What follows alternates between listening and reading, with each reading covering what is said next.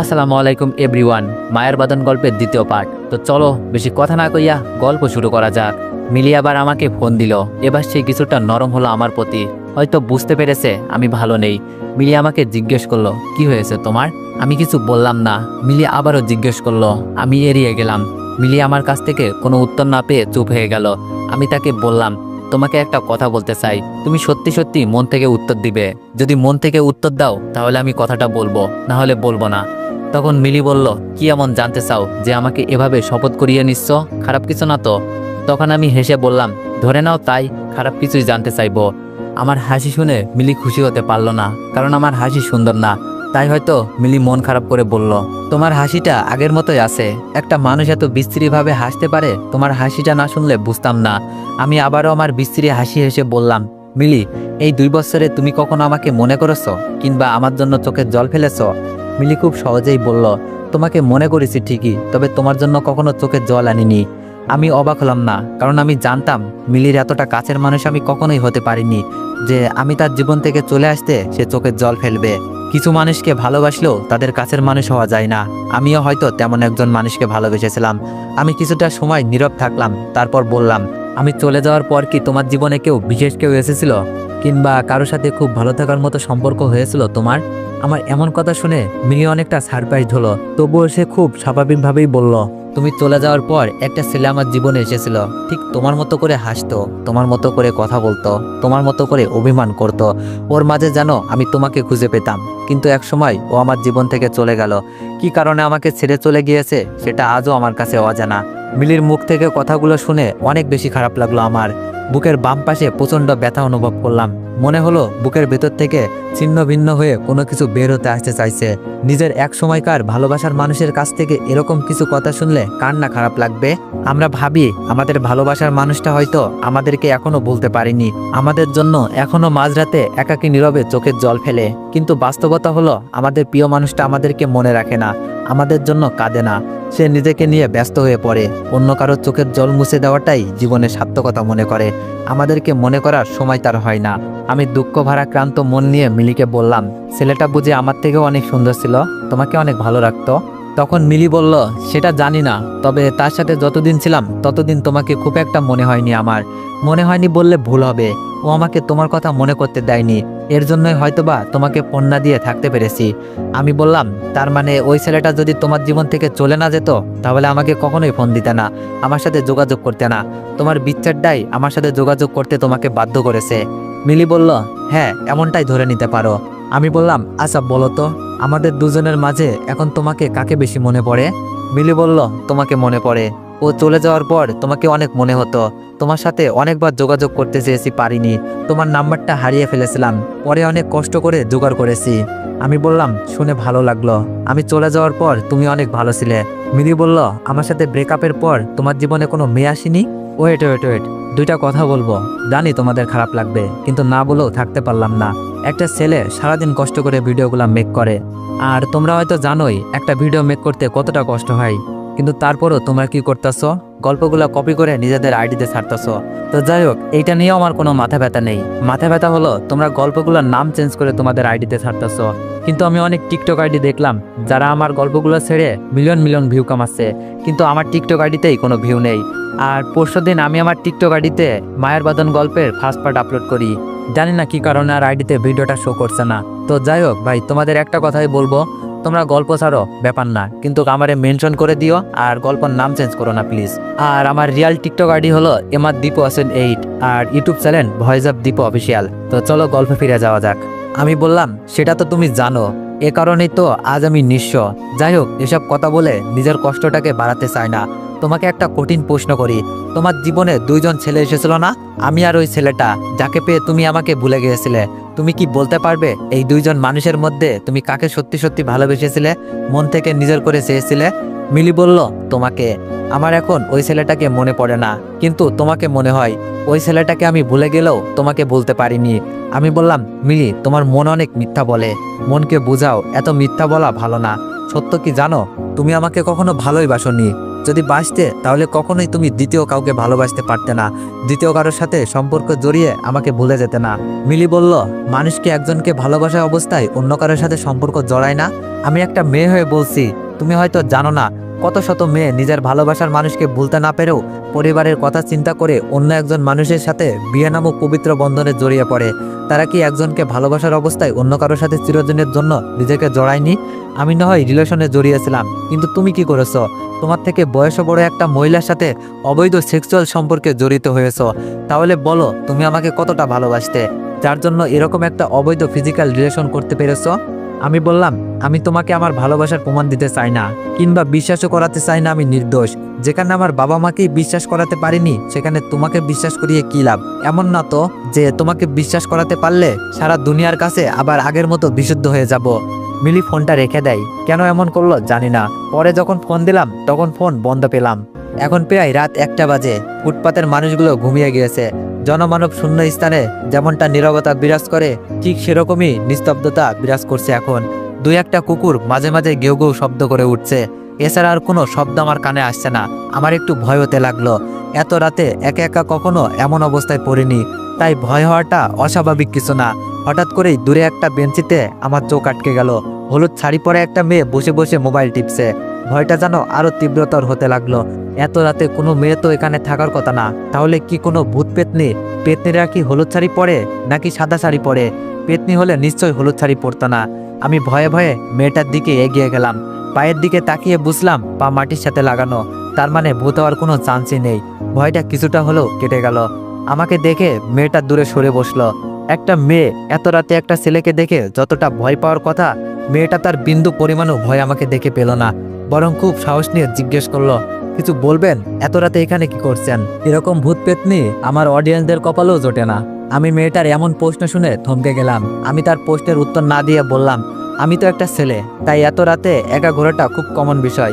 কিন্তু আপনি একটা মেয়ে হয়ে এত রাতে এখানে কি করছেন, তাও আবার গায়ে হলুদ শাড়ি? তখন মেয়েটা যা বলল তা শুনে কিছুক্ষণের জন্য বোবা হয়ে গেলাম। মেয়েটা বলল, আসলে আমি আমার বয়ফ্রেন্ডের জন্য অপেক্ষা করছি।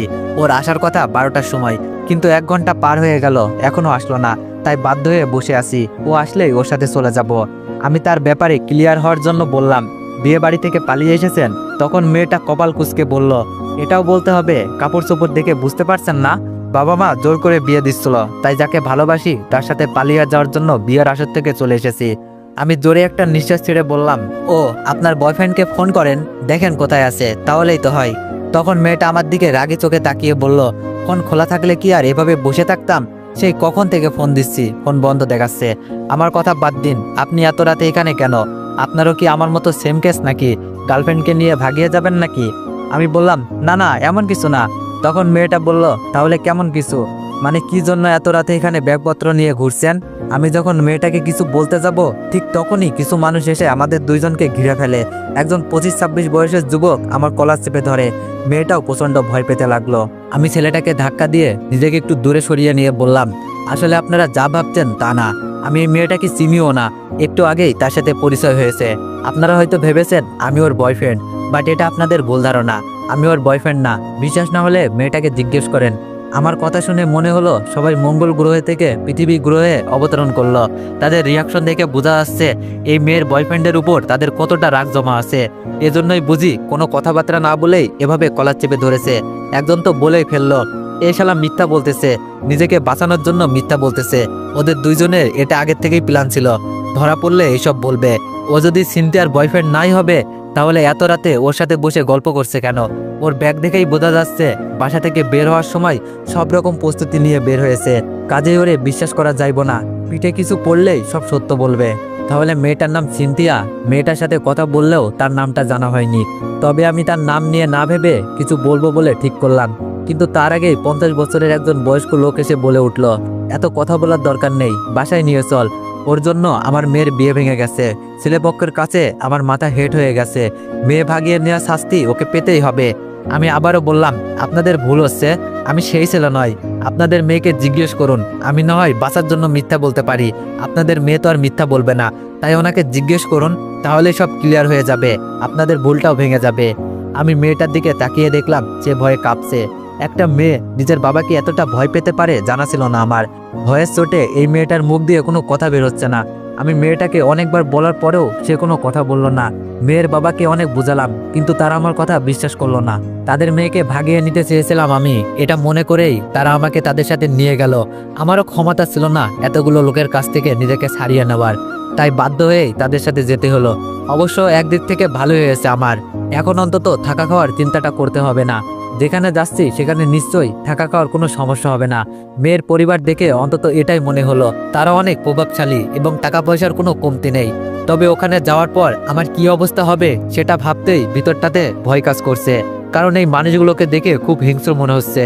একটা অন্ধকার রুমে আমাকে আটকে রাখা হয়েছে, জানালা দিয়ে একটু একটু করে আলো বাতাস আসছে, তবে সেটা অন্ধকারকে গ্রাস করতে পারছে না। কিছু সময় পর কেউ একজন এসে দরজাটা খুলে আমাকে বাড়ির সবার সামনে নিয়ে গেল।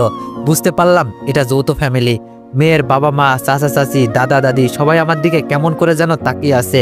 হয়তো তারা বিশ্বাস করতে পারছে না তাদের মেয়ে আমার মতো একজন ছেলের সাথে পালিয়ে যেতে চেয়েছিল, কিন্তু আসল সত্যটা তারা এখনো জানে না। আমার সামনে অনেকগুলো মানুষ দাঁড়ানো থাকলেও আমি শুধু সিনথিয়া মেয়েটাকে বাদে কাউকে চিনতে পারছি না। আমার মনে হলো এবার হয়তো আমাকে কিছু বলার সুযোগ দিবে, আমি যে মেয়েটার কিছুই হয় না সেটা সবাইকে বোঝাতে পারবো। কিন্তু এমন হলো না। সিনথিয়ার বাবা আমার দিকে না তাকিয়ে সিনথিয়াকে প্রশ্ন করতে লাগলেন। তিনি সিনথিয়াকে বললেন, আমার পছন্দ করা ছেলেকে বিয়ে না করে এই ছেলেটার সাথে তুমি পালিয়ে যেতে চেয়েছিলে, তোমার পছন্দটা খুব বাজে। এই ছেলের মাঝে কি এমন আছে যাকে দেখে তুমি তার সাথে পালিয়ে যেতে চেয়েছিলে? তখন সিনথিয়া বলল, না বাবা, ওকে আমি চিনি না, ওর সাথে আজকে রাতেই প্রথম দেখা হয়েছে আমার। তখন সিনথিয়ার বাবা বলল, তুমি ছেলেটাকে বাঁচানোর জন্য মিথ্যা বলতেছো তাই তো? যদি সত্য বলো তাহলে এই ছেলেটাকে মেরে হাত পা ভেঙে দিবে, সেই জন্য ভয় পাচ্ছ। সিনথিয়া বলল, না বাবা, আমি সত্যি বলছি। সিনথিয়ার বাবা বলল, তোমার কথা বিশ্বাস করব না, এবং তুমি যা ভাবতো সেটাও করব না। এই ছেলেটাকে কেউ ধরবে না, ছুবে না। এই ছেলের সাথেই তোমার বিয়ে হবে, না হলে আমার পছন্দ করা ছেলেকেই তোমার বিয়ে করতে হবে। তুমি সিদ্ধান্ত নাও কি করবে। প্রতিষ্ঠিত একজন ছেলেকে বিয়ে করে আরামে এসে বেঁচে থাকবে, নাকি এরকম একটা চালচুলোহীন ছেলেকে বিয়ে করে অভাব অনটনে দিন কাটাবে? আমি আর কিছু বুঝতে না পারলেও এটা খুব ভালো করেই বুঝতে পারলাম এরা কেউ আমাকে নিজ থেকে কিছু জিজ্ঞেস করবে না, যা বলার আমাকেই বলতে হবে। আমি তাদের বাপ মেয়ের কথার মধ্যে নিজেকে ঢুকিয়ে বললাম, আপনাদের সমস্যা কি? নিজেরাই যা ইচ্ছা বলে যাচ্ছেন, আমার কথা শোনার কোনো প্রয়োজনই মনে করছেন না। আর এই যে ম্যাডাম, আপনি এভাবে ভয়ে ভয়ে কথা বলছেন কেন? আর এই যে আপনি কি বাংলা বোঝেন না? আপনার মেয়ে এত করে বলার পরও কেন বিশ্বাস করছেন না যে আমি তার বয়ফ্রেন্ড না? আর তাছাড়া আপনি বললেই তো আর আপনার মেয়েকে আমি বিয়ে করব না। যাকে চিনি না জানি না তাকে বিয়ে করার কোনো প্রশ্নই আসে না, তাই এইসব নাটক না করে আমাকে যেতে দিন। তখন সিনথিয়ার বাবা তিরস্কারে সুরে বলল, তোর রাজি হওয়াতে কিছু যায় আসে না, আমার মেয়ে রাজি হলেই হবে। তাকে বেছে নিতে হবে সে কাকে বিয়ে করবে, আমার পছন্দ করা ছেলেকে নাকি তোকে। আমার কথার কোনো গুরুত্বই দিল না কেউ। সবশেষে মেয়েটা বিয়ে করার জন্য আমাকেই বেছে নিল। আমাকে বেছে নেওয়ার কারণটাও আমার মস্তিষ্কটা আজ করতে পারলো না। এখন শুধু একটা কথাই মনে পড়ছে, বিপদ যখন আসে চারিদিক থেকে আসে। আমি চাইলেও এত এত মানুষকে ফাঁকি দিয়ে এখান থেকে পালাতেও পারবো না। পরের দিন বাধ্য হয়েই বিয়েটা করতে হলো আমাকে। আমি কখনো ভাবিনি আমার বিয়েটা এভাবে হবে। যেই মেয়েটার সম্পর্কে আমি কিছুই জানলাম না তার সাথে আজ আমার বিয়ে হয়ে গেল। এটাই বুঝি নিয়তির খেলা। আল্লাহ যা চাইবে সেটার উপর আমাদের মানুষের কোনো হাত নেই, ভাগ্যের উপর কারো হাত নেই, সেটার প্রমাণ আজ আমি নিজেই। বিয়ে করার সময় কবুল কথাটা মুখ দিয়ে বের হচ্ছিল না। কবুল বলার সময় নিজেকে পৃথিবীর সবচেয়ে অসহায় মানুষ মনে হচ্ছিল, যার পাশে কেউ নেই, একজন মানুষও নাই যাকে আপন ভাবতে পারি। যার সাথে বিয়ে হচ্ছে সেও তো আপন না। বিয়ে সম্পূর্ণ হওয়ার পর সবাই চলে গেল, আমাকে আর মেয়েটাকে একটা ঘরে পাঠিয়ে দেওয়া হলো। বুঝলাম এটা আমাদের বাসর ঘর। চারিদিকে কাঁচা রজনীগন্ধার সমাহার, বিছানার প্রতিটি কোনায় কোনায় গোলাপের সুবাস। কিছুক্ষণ পর এই বিছানাটাতে আমাকে ঘুমাতে হবে, তাও আবার একটা মেয়ের সাথে। এটা যেন বিশ্বাসই হচ্ছিল না, মনে হচ্ছিল কোনো স্বপ্ন দেখছি।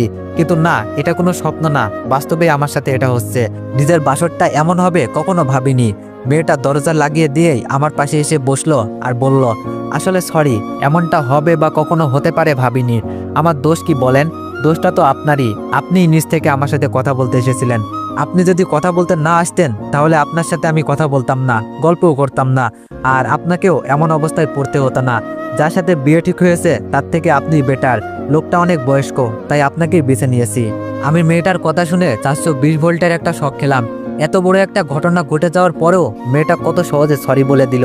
আমার সাথে তার বিয়ে হয়েছে, এই জন্য তার মন খারাপের কোনো চিহ্নই দেখতে পেলাম না তার চোখে মুখে। তাহলে এই মেয়ে কি স্বাভাবিক না? কোনো সমস্যা আছে? স্বাভাবিক হলে তো এমন একটা বিয়েতে তার খারাপ লাগার কথা, কিন্তু তার তো লাগছে না।